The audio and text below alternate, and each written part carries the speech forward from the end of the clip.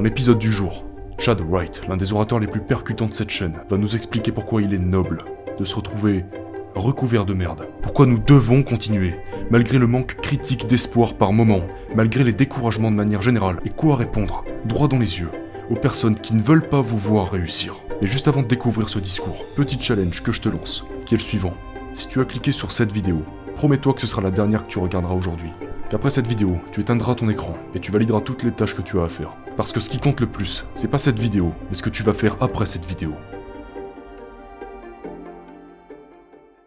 Vous avez dit que vous avez trouvé vos mentors en vous plongeant dans des choses difficiles, sans pour autant vous attendre à forcément trouver ces personnes. Pouvez-vous expliquer cela? Oui, c'est vrai. Oui, donc vous devez vous mettre dans les bons environnements pour trouver ces personnes qui en savent plus que vous, qui ont les connaissances, les compétences et les capacités que vous voulez avoir. Vous devez vous placer dans ces environnements. Et il faut beaucoup de courage pour faire ça parce que, disons que, si tu veux que quelqu'un te guide dans le monde des ultramarathons par exemple, disons que tu veux commencer les ultramarathons, eh bien, vous allez devoir vous inscrire à une course et vous allez devoir vous présenter dans un environnement où vous ne savez pas ce que vous êtes en train de faire. Et vous allez probablement échouer. Vous saurez que vous êtes mal préparé. Vous aurez l'impression que tout le monde vous regarde parce que vous n'avez pas le bon équipement, vous n'avez pas les bonnes chaussures, vous n'avez pas l'apparence du coureur. Et vous devez vous mettre dans cet environnement pour trouver la personne qui va vous emmener là où vous voulez aller. Si tu n'as pas le courage de... Et même dans l'armée, c'est pareil. J'ai dû trouver le courage de rentrer dans le bureau de ce recruteur avec ce jean en lambeaux, comme un plouc qui ne savait ni courir ni nager et dire « Ouais, je veux intégrer la formation la plus éprouvante, difficile et rigoureuse de cette planète. » Il a fallu que je trouve le courage de faire ça.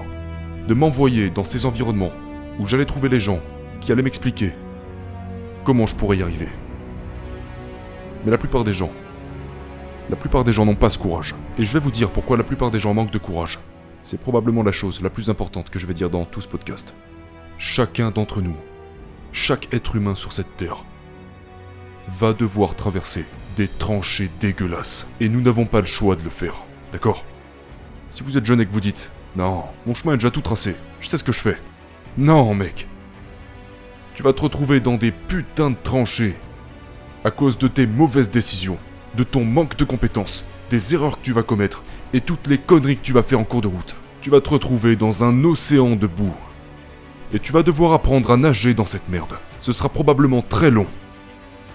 Ce qui se passe dans la vie, c'est que lorsque vous faites quelque chose de stupide, et que vous vous retrouvez dans la merde, à ce moment-là, vous n'avez plus d'autre choix que de traverser cette merde, de marcher là-dedans, de nager, de ramper dans cette merde. Ok mec ? Et c'est dur, c'est très douloureux. Vous en aurez jusqu'au cou. Et dans ces moments-là, beaucoup de gens abandonnent. Ils s'arrêtent à mi-chemin, et ils n'arrivent jamais à atteindre l'autre côté de cette merde, n'est-ce pas ? Mais, en ce qui concerne les gens qui continuent d'avancer, et qui finissent par sortir de cette merde, quand ils arrivent de l'autre côté, tout le monde autour d'eux les regarde en disant « Mec, t'as de la merde partout étalée sur toi. T'es dégueulasse, mec. » Comme si t'étais un problème pour eux. Tu sais, parce que c'est honteux, n'est-ce pas ? Et dans ce cas-là, ce que font 90% des humains, c'est qu'ils regardent ces gens qui ont traversé cette merde, et ils vont pointer du doigt uniquement la saleté qui les recouvre. Cette saleté, c'est les erreurs commises en cours de route. Et il y en aura forcément. Mais lorsque vous réussissez, ceux qui ne réussissent pas n'accepteront pas, en général, de voir votre réussite, et se concentreront uniquement sur les petites erreurs en cours de route, et vous le feront remarquer. Les membres de votre famille, vos amis, les gens sur votre lieu de travail, tout le monde vous regardera et vous dira « Mec, t'es vraiment dégueulasse ». La plupart des gens vont se cacher dans un coin pour le reste de leur vie parce qu'ils ont honte. Tu comprends ? Ils ont honte, ils vont se cacher dans un coin. Et ils n'essaient plus jamais rien. Et ils n'essaient plus jamais de réussir. Ils n'essaient jamais de se remettre dans ces environnements qui fait qu'ils se sentent mal à l'aise, qui fait qu'ils se sentent incompétents. Parce qu'ils se rappellent, ils ont honte de leurs erreurs passées. Et ils ne veulent plus être couverts de merde à nouveau. Alors ils ne font plus rien. Elles perdent le courage de faire ce qu'il faut faire pour continuer à avancer dans la vie. Ce que vous devez accepter et apprendre à faire, c'est nager dans cette merde. Jusqu'à sortir de l'autre côté. Et ce, même si tout le monde vous regarde. Et ce même quand tout le monde se moque de vous et vous affirme que vous n'êtes qu'un tas de merde. Vous devez être capable de regarder ces gens droit dans les yeux et leur répondre quand ils vous disent que vous êtes recouvert de merde, que c'est la vérité, mais que vous adorez ça et que vous allez continuer. Ouais, je vais continuer. Et si vous faites cela et que vous ne laissez pas la honte et le regret vous affecter, la lourdeur de ce que vous venez de traverser vous affecter, si vous ne permettez pas que cela puisse vous arrêter et que vous continuez à avancer, toute cette merde dont vous êtes recouvert va commencer à tomber.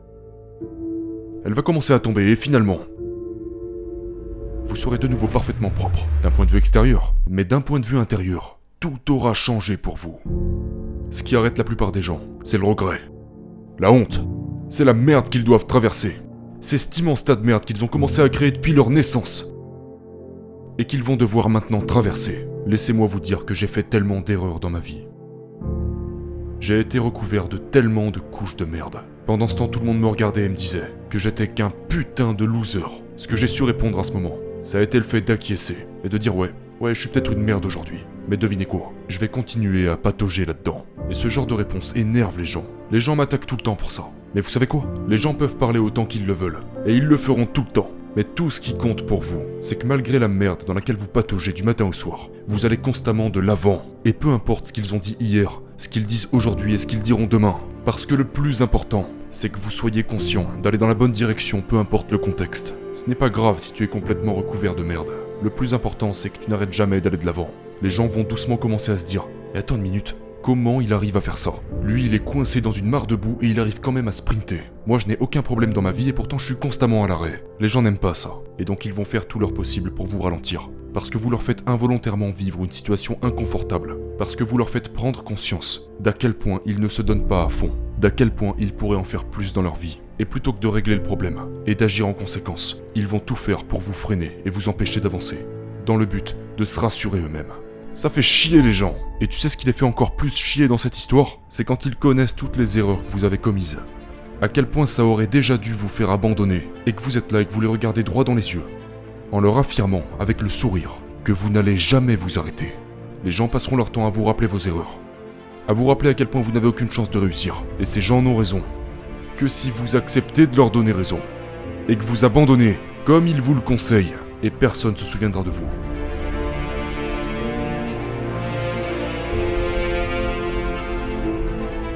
Je me fiche complètement de ce que tu as fait il y a 10 ans.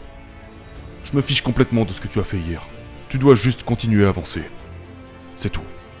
Et c'est comme ça que tu te places dans ces environnements. Pour devenir qui tu veux être. C'est tout. Il n'y a pas de secret. C'est douloureux. C'est effrayant. Ça fait sacrément mal, mec. Et ce sera le cas pour le reste de ta vie. Et vous aurez constamment des gens qui essaieront de rappeler au monde les erreurs que vous avez commises dans le passé. Mais c'est de l'histoire ancienne, mec. Je suis désolé pour toi. Les choses ont changé. J'ai changé. Les gens me posent tout le temps cette question. Est-ce que si tu avais la possibilité de le faire, tu changerais quelque chose dans ta vie? Les gens me posent cette question tout le temps. Qu'est-ce que tu aimerais changer dans ton parcours? Est-ce que tu aimerais changer quelque chose? Et la réponse à cette question... En fait, je pourrais m'asseoir ici, et si vous me laissez 5 minutes, je pourrais probablement vous citer une centaine de choses que j'aimerais changer, sur lesquelles j'aimerais revenir en arrière, et changer. Mais si j'avais le pouvoir de le faire, est-ce que je le ferais pour autant? La réponse est non. Parce que chacune de ces choses que j'ai faites, chacun de ces tas de merde que j'ai créé tout seul comme un grand, et que j'ai dû traverser, chacune de ces choses m'a conduit à cette conversation aujourd'hui. Et si je revenais en arrière, et que je changeais une seule de ces choses, je ne serais pas l'homme que je suis aujourd'hui. Et devinez quoi? J'adore, mais vraiment, j'adore l'homme que je suis aujourd'hui.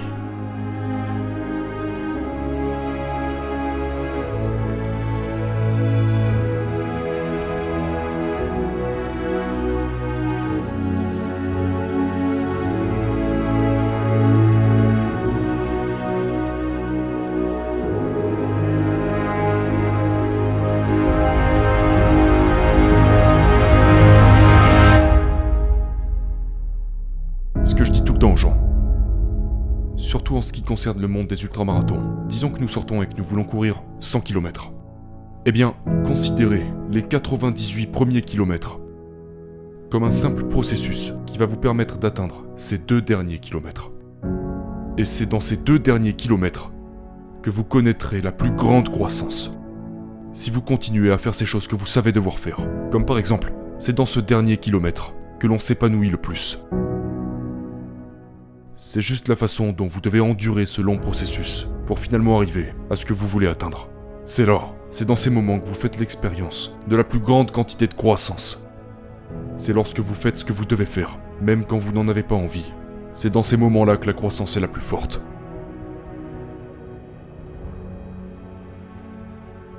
La chose la plus difficile à faire, je dis ça tout le temps, c'est de se pointer devant une tâche. Si vous voulez vous améliorer, si vous voulez grandir, cela va vous coûter quelque chose. Ça va vous coûter du temps, et surtout, ça va vous coûter de la douleur et de l'inconfort. Et ça vous coûtera aussi de l'argent. C'est la raison pour laquelle tant de gens ne le font pas. Mais le plus dur, c'est de se pointer. Fous-toi dans cet environnement, là où les gens sont meilleurs que toi, pour que tu puisses enfin faire passer ta vie au niveau supérieur. Parce que ce que tu fais dans ta vie a de l'importance. C'est important pour les gens qui vous entourent. C'est important pour Dieu. C'est important pour votre mari ou votre femme. C'est important pour vos enfants. C'est important. Investissez en vous-même. Continuez à travailler sur votre croissance personnelle. Les gens négligent leur propre croissance personnelle. Surtout lorsqu'ils atteignent la trentaine ou la quarantaine. Ils se négligent tout simplement. J'adore quand quelqu'un se présente à l'un de mes événements, alors qu'il a plus de 60 ans, voire plus de 70 ans. J'adore quand quelqu'un se pointe, alors qu'il pèse 140 kilos. J'adore ça, mec. Parce qu'il a fallu tellement de courage à ce type pour se présenter. Je n'arrive même pas à l'imaginer. 140 kilos. Sachant qu'on va courir 50 ou 60 km dans la nature. Et sachant aussi qu'il sera l'un des derniers de l'équipe. Qu'on ne pourra probablement pas porter son sac. Qu'il sera seul face à lui-même. Mais qu'il sera quand même là. C'est une sacrée source d'inspiration, mec. Je me fiche que tu sois un coureur d'ultra, que tu sois en forme ou que tu ne le sois pas. Tu dois juste te pointer et faire ce qu'il y a à faire.